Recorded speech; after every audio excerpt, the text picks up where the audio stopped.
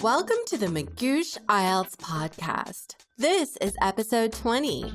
In this episode, you're going to learn about the IELTS Reading Section, including 4 important academic IELTS reading strategies. First, your IELTS teacher, Eliot, and I will discuss the difference between the academic and the general training IELTS. Then we'll give you some tips for the academic reading IELTS. And we'll end by talking a little bit about what types of questions will be on the test. Don't forget to visit us at IELTS.magoosh.com for more great resources to improve your IELTS band score. Okay, let's get started. Today we're discussing some basic information you should know for the IELTS reading test, including 4 useful strategies to help you get a good score.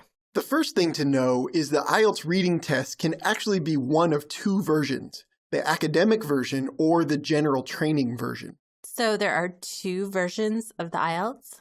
Yes, different programs and universities will require one version or the other, so make sure to check which version you should take.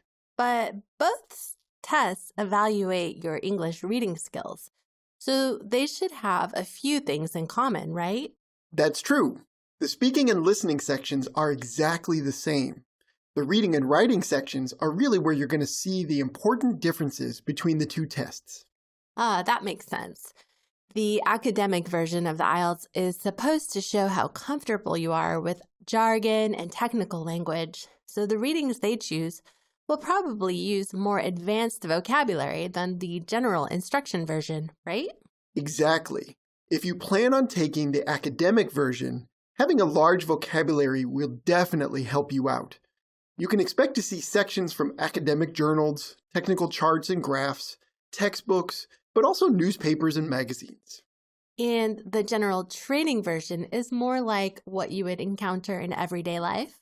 Yes, think advertisements and short magazine articles at the beginning, then more work-related text in the second section.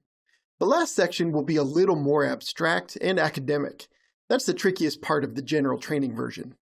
Since these selections are usually from sources like newspapers and magazines, would reading regularly in English help expand your vocabulary? Yes, that's a great idea.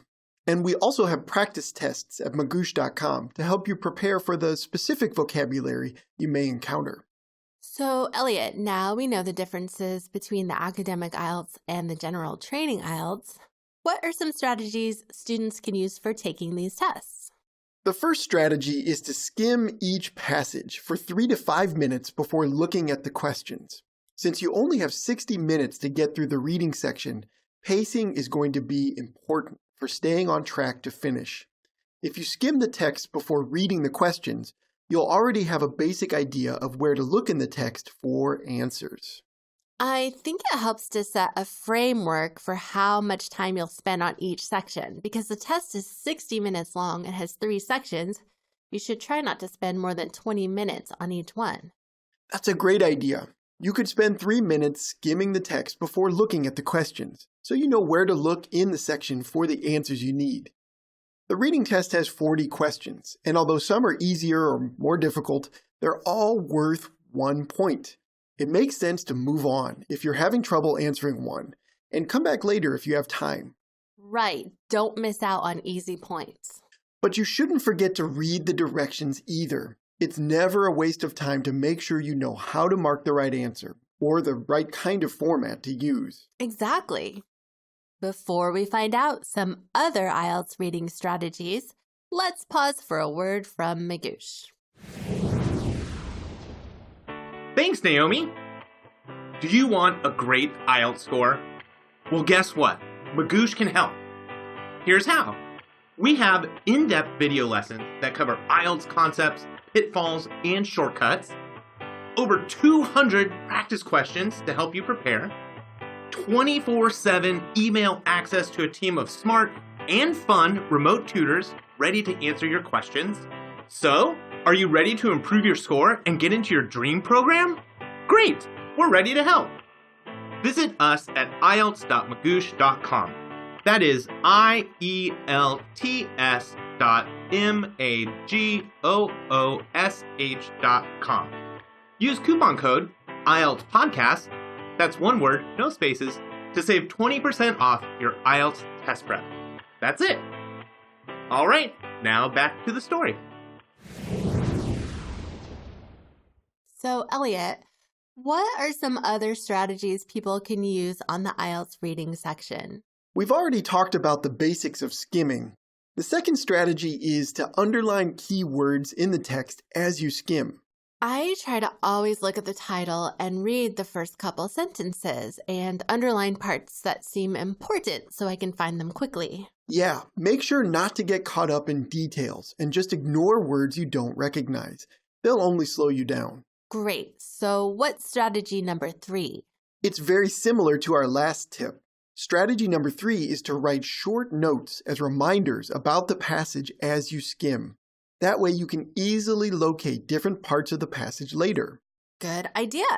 And strategy number 4? Strategy number 4 is to find keywords in the questions and scan the passage to find those keywords or paraphrases of those keywords in the text. So you're saying that by identifying keywords in the questions, you can easily go back and find the matching concepts in your notes on passages? Yes. For example, if a question asks about a name or date, those should be easy to find in the text.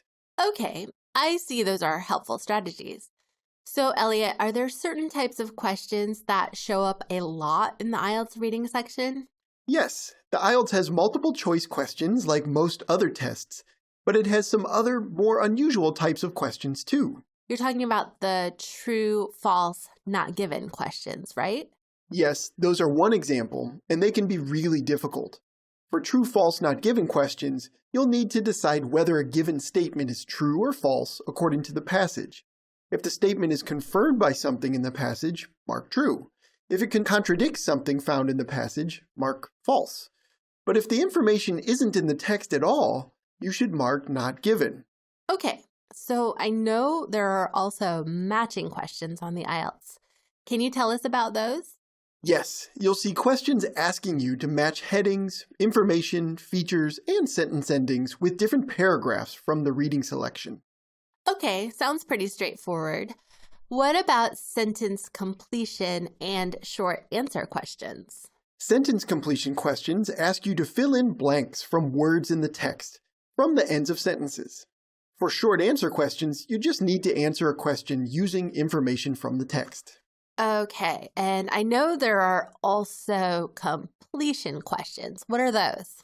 Those are questions that ask you to complete a set of notes, a table, a diagram, or a summary with information from the reading. Makes sense.